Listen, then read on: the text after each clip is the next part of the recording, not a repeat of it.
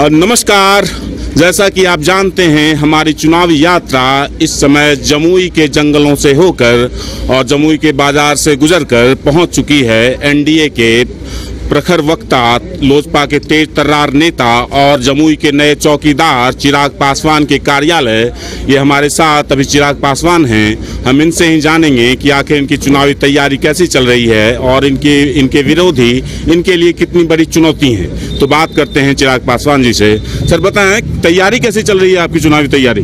देखिए, तैयारी अच्छी चल रही है और चिंता इसलिए नहीं है क्योंकि पिछले 5 साल से निरंतर ये तैयारी चल रही थी। पिछले 5 साल से निरंतर क्षेत्र में रहा, क्षेत्र से जुड़े हुए जितने कार्य हैं उसको अंजाम देने में लगा रहा। तो ये निरंतर 5 साल का कार्य है जिसकी वजह से चुनौतियाँ उतनी नहीं है।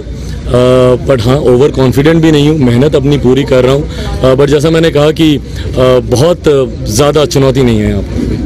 अपने विरोधी जो आपके विपक्ष में खड़े हैं यहाँ से भूदेव चौधरी को, उनको आप अपने लिए कितनी बड़ी चुनौती मानते हैं? देखिए, जैसा मैंने कहा, मुझे लगता है मेरी चुनौती खुद से ही है। 2014 में एनडीए के प्रत्याशी के तौर पर जो वादे मैंने क्षेत्र की जनता से किए थे उनको पूरा करना मेरे लिए सबसे बड़ी चुनौती थी। कहीं ना कहीं मैंने क्षेत्र की जनता से वादा किया था कि जनता ने मुझे, अगर चिराग पासवान को अगर वो चुन रहे हैं तो सिर्फ नली गली बनाने के लिए नहीं चुन रहे हैं। उनकी अपेक्षाएं मुझसे बड़ी थी। वो चाहते थे कि मैं बड़ी बड़ी योजनाएं जो लंबे समय से कभी हमारे जमुई लोकसभा में नहीं उतरी हैं, उन योजनाओं को वो धरातल पर उतारना चाहते थे। मुझे खुशी है, केंद्रीय विद्यालय से लेकर मेडिकल कॉलेज खुलवाने से लेकर पासपोर्ट ऑफिस खुलवाने से लेकर यहाँ पर एफसीआई का डिविजनल ऑफिस खुलवाने से लेकर कृषि विज्ञान केंद्र को पुनः सुचारू रूप से चलाने को लेकर, यहाँ पर जमुई का जो मुख्यालय का जो रेलवे स्टेशन है उसको दुरुस्त कराने से लेकर एक रेल की एक बड़ी परियोजना, लगभग 2800 करोड़ रुपए की वो परियोजना जो पूरा चकाई विधानसभा को जोड़ेगी,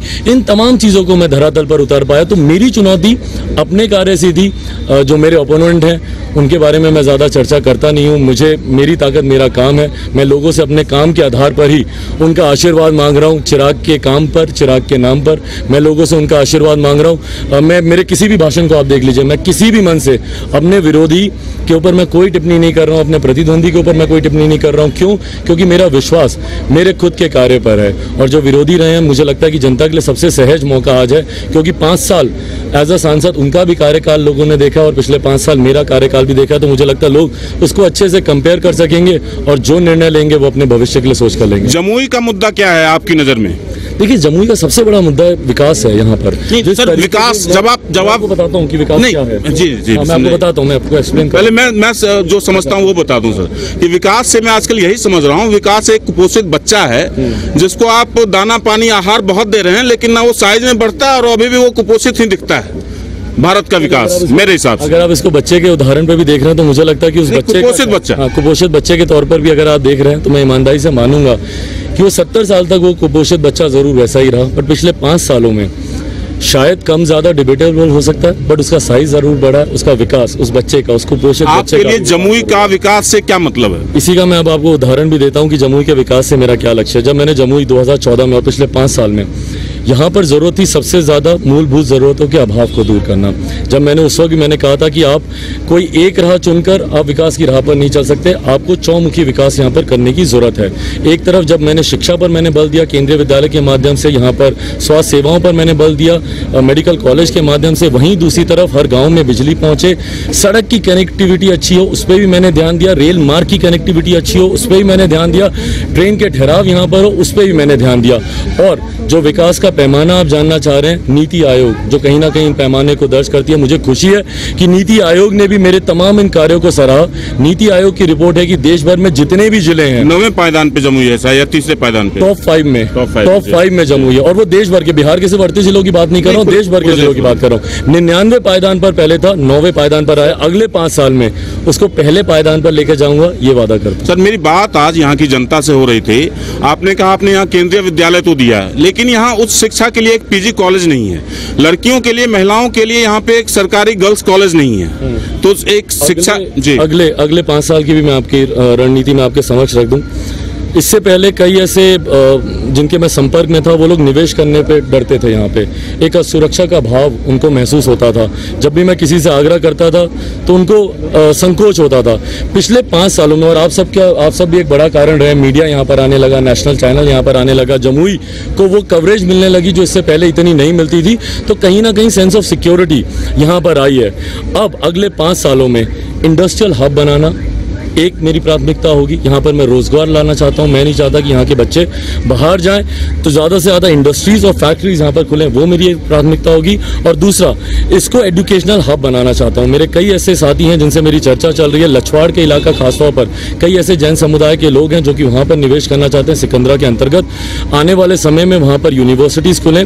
महिला कॉलेज का आपने जिक्र किया, वो भी मेरे लिए एक बड़ी प्राथमिकता है। यहाँ पर उसको आने वाले 5 साल में उसको खुलवाना, पीजी की पढ़ाई को यहाँ पर चालू करवाना, ये तमाम ऐसे कार्य हैं। इंडस्ट्रियलाइजेशन एंड एजुकेशनल हब, ये 2 मेरी प्राथमिकता होगी आने वाले 5 सालों में। सर, आप एनडीए के खुद एक स्टार प्रचारक हैं, जमुई से एक सक्षम उम्मीदवार हैं और बहुत उम्मीदवारी आपकी बहुत पक्की मानी जा रही है जमुई सीट से।